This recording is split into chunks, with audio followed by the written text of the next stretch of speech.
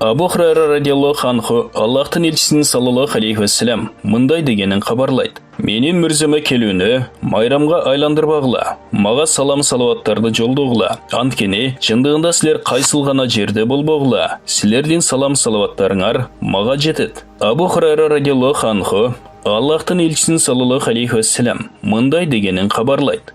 Менің көзім өткенден кейін ким ғана маға салам айтпасын, анын саламына жауап беришим үшін Аллах Таала маға сөзсіз менен рухымды қайтарып береді.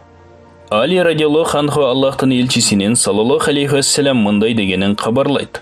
Өзі қатышып олтырған жерде, менің исмім аталған учурда маға салам салават жолды оған адам, ең зықым адам. Фадал бин Убайдтың радиаллаху анху мындай дегені хабардылады. Bir жолы Аллахтың елчisi саллаллаху алейхи вассалам bir адамды намаз оқып жатып, о болы Аллахтың елчисіне Аллахтың салават саламдарды бағыштауысын тілеп, дуа қылбастан тұрып, дару Аллахқа қайрылып өзі үшін дуа қыла баштағанын ұқты да, мындай деді. Бұл адам шашылып қойды. Анан ал анын өзін шақырып аға, же башқа біреуге ментіп айтты.